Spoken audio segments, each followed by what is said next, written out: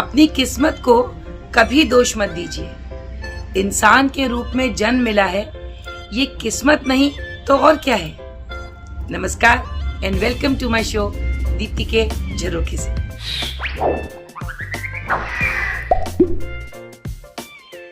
तो चलिए मेरे साथ एक गांव में, जहां एक नथु राम का आदमी रहता था और वो अपने जीवन से बहुत दुखी था, बहुत निराश था और हर समय अपनी किस्मत को कोसता रहता था, जिसकी वजह से गांव वाले उसको दुखिया के नाम से बुलाने लगे। एक दिन वो पेड़ के नीचे बैठा अपनी किस्मत को कोस रहा था। वहीं से एक पंडित जी निकले और उन्होंने उससे दुख के कारण पूछा। तो उसने कहा, मैं क्या करूं, मेरी किस्मत तो बिल्कुल फूटी है और मुझे कुछ नहीं समझ में आता कि मैं क्या करूं। पंडित जी ने कहा, बस इतनी सी बात? अरे तुम्हारी किस्मत, तुम्हारा भाग्य, तुम्हारा ज्ञान, वो तो वहाँ उस ऊंची पहाड़ी पर है। जाओ वहां से जाके उसको उठाओ और अपने साथ ले आओ। उसके अंदर एकदम ऊर्जा और स्फूर्ति आ गई। उसको लगा, अच्छा इतनी सी बात, क्या इससे सारे मेरे कष्ट दूर हो जाएंगे? उसने कहा, पंडित जी ने कहा, हाँ, जब तुम्हें ज्ञान की प्राप्ति हो जाएगी तो तुम्हारे सारे दुख भी खत्म हो जाएंगे। तुम्हें समझ में आ जाएगा कि क्या करना चाहिए और ऐसा हो रहा है तो क्यों हो रहा है। वो बहुत खुशी खुशी उस पहाड़ी की ओर चलने लगा। रास्ते में एक जंगल पड़ा। उस जंगल में उसको एक शेर मिला, भूखा शेर। अब वो जैसे ही उसने उस नत्थु को देखा, वो उसके ऊपर लपका। लेकिन उसने कहा, भाई मुझे मत खाओ, क्योंकि मैं अपना ज्ञान लेने जा रहा हूँ, अपनी बुद्धि लेने जा रहा हूँ। बुद्धि लेने जा रहे हो? कहाँ? उसने कहा, वहां उस पहाड़ी की चोटी पर जा रहा हूँ और वहां से मैं एक बुद्धिमान व्यक्ति बन के लौटूंगा, विवेक वाले इंसान बन के लौटूंगा। ये सुनते ही शेर ने कहा, ठीक है, मैं तुम्हें नहीं खाता, लेकिन तुम्हें मेरा एक काम करना होगा, क्योंकि मैं तुमको जीवित छोड़ रहा हूँ। तो उसने कहा, बिल्कुल कर दूंगा, बताओ। सहर्ष उसने इस बात को मान लिया। उसने कहा, जब वहां से लौटो, तब तुम ज्ञानी हो जाओ, तो मुझे इस बात का उत्तर चाहिए कि मेरी भूख क्यों नहीं मिटती। मैं जितने भी जानवरों को खाता हूँ, जो भी कुछ खाता हूँ, मेरी भूख हमेशा उतनी ही रहती है। उसने कहा, ठीक है, मैं इसका उत्तर तुम्हें लौट के जरूर बताऊंगा। वो आगे चला। आगे उसको एक बहुत बड़ा सा खेत दिखा। उस खेत में एक छोटी सी झोपड़ी थी। उस झोपड़ी के बाहर एक किसान था और ये नत्थु भी बहुत थका हुआ था।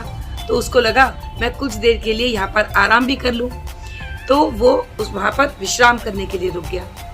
जब उससे बात हुई रात में, तो उस किसान ने कहा, मैं बहुत दुखी हूँ, क्योंकि मेरे पास इतना बड़ा खेत है, लेकिन इस पूरे खेत में मेरी जमीन इतनी है, लेकिन ये उपजाऊ नहीं है।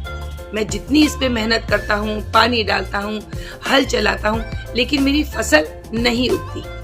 उसके पीछे क्या कारण है, मेरे समझ में नहीं आ रहा। आप तो अपने ज्ञान प्राप्ति के लिए जा रहे हैं, जब लौट के आए तो मुझे इसका उत्तर अगर दे सके तो जरूर दीजिएगा। अगले दिन सुबह वो वहां से पहाड़ी की तरफ चल दिया। पहाड़ी बहुत दूर थी, सफर लंबा था। अब चलते चलते वहां पर एक महल पड़ा। तो उसने जाकर के वहां पर आज्ञा मांगी वहां के राजा से कि एक रात का विश्राम करने का अगर मुझे आज्ञा मिल जाए तो मैं यहाँ पर विश्राम करके सुबह निकल जाऊंगा। राजा ने कहा, ठीक है, कोई बात नहीं, विश्राम कर लो। रात में राजा जब भ्रमण के लिए निकला तो वो उसके पास पहुंचा। राहगीर था वो। उसने सोचा कि जानू ये किस लिए और कहाँ और क्यों जा रहा है। तो उसने राजा को बताया कि अरे उस पहाड़ी पर, ऊंची पहाड़ी पर मैं जा रहा हूँ, क्योंकि वहां से मुझे ज्ञान की प्राप्ति होगी। उसने कहा, अच्छा, अगर ऐसी बात है तो मैं भी बहुत दुखी हूँ कि मेरे राज्य में सब कुछ होते हुए भी मैं इतना सुचारू रूप से अपना राज्य संभाल रहा हूँ, लेकिन यहाँ बहुत अराजकता है, बहुत केओस फैला हुआ है, तो वो मैं चाह करके भी ठीक नहीं कर पा रहा। उसका अगर सोल्यूशन आपके पास हो, आप अगर जब ज्ञानी हो जाएंगे तो आप मेरी मदद जरूर कर दीजिएगा। उसने कहा, हाँ बिल्कुल, इसमें क्या बात है। जब मैं ज्ञान प्राप्ति करके आ जाऊंगा, अपने सोए हुए भाग्य को जगा के अपने साथ ले आऊंगा, तो मैं हर समस्या का हल बता सकूंगा। और ये कह के रात बिता के अगले दिन सुबह वो उस पहाड़ी तक पहुंच गया। वहां देखा तो बहुत आराम से लेटा हुआ उसका वो ज्ञान पड़ा हुआ था। उसने बहुत उठाया, उठो उठो, मेरे साथ चलने के लिए चलो, मैं तुम्हें लेने आया हूँ। तुम मेरा ज्ञान हो, तुम मेरा विवेक हो, मेरी बुद्धि हो, मेरे साथ चलो। मेरा जीवन अब तक व्यर्थ जा रहा था और मैं अब तक किस्मत को कोसता आ रहा था अब मैं चाहता हूँ कि मैं सबकी भलाई भी कर सकूं और अपनी भलाई तो जरूर करूं। वो ज्ञान उसके साथ चल दिया। अब लौटते समय उसको बिल्कुल थकावट महसूस नहीं हो रही थी, because he was very happy and he was energetic, और उसके अंदर बहुत एक उत्साह भरा हुआ था। अब वो महल पहुंचा। महल पहुंच के वो राजा से मिला और राजा को उसने बताया कि ऐसा है कि आपने अब तक शादी नहीं की है, आप विवाह कर लें, और जब पति पत्नी दोनों मिलकर के राज्य को संभालेंगे तो राज्य में आपके संपन्नता और शांति और सब सुख सुविधाएं होंगी, और कोई कयास, कोई भी अराजकता के तत्व सब दब जाएंगे। ये सुन के राजा उदास और हो गया। अब इस बात से नत्थु को समझ नहीं आया कि ये तो मैंने इसको सोल्यूशन दिया है, तो दुखी क्यों हो रहा है। उसने कहा कि मैं पुरुष नहीं महिला हूँ, मैं राजकुमारी हूँ, लेकिन मैं राजा के वेश में रहती हूँ, लेकिन मुझे कोई सुयोग्य वर नहीं मिला अब तक, इसलिए मैंने शादी नहीं की थी। तो मुझसे शादी कर लो और हम लोग यहाँ पर अपना जीवन सुखपूर्वक चलेगा और हमारा राज्य भी बहुत खुशहाल हो जाएगा। लेकिन नत्थु ने कहा नहीं नहीं, मैं यहाँ रुक नहीं सकता, अब मेरी किस्मत मेरे साथ है, तो मैं इसीलिए मैं वापस जाऊंगा, और मुझे गांव में भी तो सबको बताना है कि अब मैं वो दुखी नहीं हूँ, मेरे साथ में मेरी किस्मत है, मैं तुमसे शादी नहीं कर सकता, तुम किसी से भी शादी कर लो। उस राजकुमारी को सोल्यूशन मिल चुका था, उसने अपने मंत्री से शादी की और उनका राज्य में बहुत सुख समृद्धि फैल गई। वो आगे चला तो उस किसान के घर पहुंचा, उसकी झोपड़ी पे। तो वहां पहुंच के उसने कहा कि मुझे तुम्हारी भी परेशानी का हल मिल गया है। उसने कहा कि ऐसा है कि तुम्हारे जो खेत है इसमें 9 मटके हैं जिनमें जेवरात भरे हुए हैं, सोने के और हीरे के आभूषण हैं, जिसकी वजह से तुम्हारा खेत की जो जमीन है वो बंजर हो रही है। तुम उन खेतों में से उन मटकों को निकाल लो, तुम्हारे पास अच्छा संपत्ति भी हो जाएगी और तुम्हारी कन्या जो है उसके लिए सुयोग्य वर भी मिल जाएगा। ये कहकर के वो चलने लगा। तो किसान ने कहा कि आपसे ज्यादा योग्य वर मुझे कौन मिलेगा अपनी बेटी के लिए, आप ही मेरी बेटी से विवाह कर लीजिए। उसने कहा नहीं नहीं, मैं तुम्हारी लड़की से शादी नहीं कर सकता, मेरे पास तो अब किस्मत है, अब मैं अपने गांव वापस जाऊंगा। ये कह के वो आगे चला। जब वो जंगल से गुजर रहा था, वहां पर वो शेर बैठा हुआ था और वो उसके अपने जवाब के लिए इंतजार कर रहा था। उसने शेर ने पूछा कि तुम्हें अपनी किस्मत मिल गई? उसने कहा हाँ मिल गई। उसने कहा अच्छा, तो मेरे प्रश्न का भी जब उत्तर दे दो। उसने कहा हाँ, बहुत ही आसानी से। इसका उत्तर ये है कि तुम्हारी भूख इसलिए नहीं मिटती क्योंकि तुमने अब तक कोई संसार का सबसे बड़ा मूर्ख व्यक्ति को खाया नहीं है।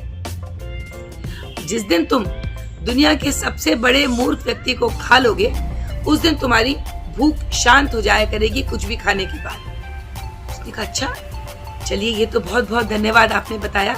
अब ये बताइए आपका सफर कैसा रहा, आपको ज्ञान की प्राप्ति कैसे कैसे हुई? उसने पूरी स्टोरी सुनाई, कैसे वो गया, कैसे वो लौटते में राजा के पास गया, महल में झोपड़ी में गया और अब शेर के पास आया। शेर को ये समझते देर नहीं लगी कि इससे बड़ा मूर्ख मुझे मिल नहीं सकता, जिसने 2 बार अपनी तकदीर के दस्तक को नहीं समझा, राजा के महल में और झोपड़ी में, और वो ये सोच के चलता गया कि मैं अपनी किस्मत लेके जा रहा हूँ। अरे किस्मत या तकदीर खुद लिखनी पड़ती है, चिट्ठी नहीं है जो किसी और के हाथ से लिखवा ले। इसीलिए समय न गवाते हुए शेर उसके ऊपर लपका और उसको खा गया। इस कहानी से आप क्या सीखे? यही सीख मिलती है कि समय पर समय का सदुपयोग करना, और जब कभी हमें कोई ऐसी अपॉर्चुनिटी मिलती है तो अपॉर्चुनिटीज जब हमारे डोर पे दस्तक देती हैं, हमारे दरवाजे पे नॉक करती हैं, उनको समझना और उनको यूज करना, इससे ही हमारी तकदीर भी बनती है और हमारी किस्मत भी बनती है। किस्मत तो उनकी भी है ना, अगर हम ये कहें कि हाथों की लकीर में ही किस्मत है, तो जिनके हाथ नहीं है क्या उनकी तकदीर नहीं होती, उनकी किस्मत नहीं होती? ये सोचना गलत है। तो आशा करती हूँ कि आपको ये समझ में आ गया होगा कि किस्मत और भाग्य हमें खुद लिखना पड़ता है। ये कर्म भूमि है, यहाँ पे कर्म करते रहिए। और इस वीडियो के अंत में मेरा कर्म यही है कि मैं आप लोगों से अनुरोध करूं कि मेरे वीडियो को लाइक, शेयर और सब्सक्राइब करते रहिए। आपका प्यार मुझे इसी तरह से मिलता रहे और मैं इसी तरह से अपनी नई नई वीडियोस आपके सामने लाती रहूं। मिलेंगे किसी नई चीज के साथ। तब तक नमस्कार।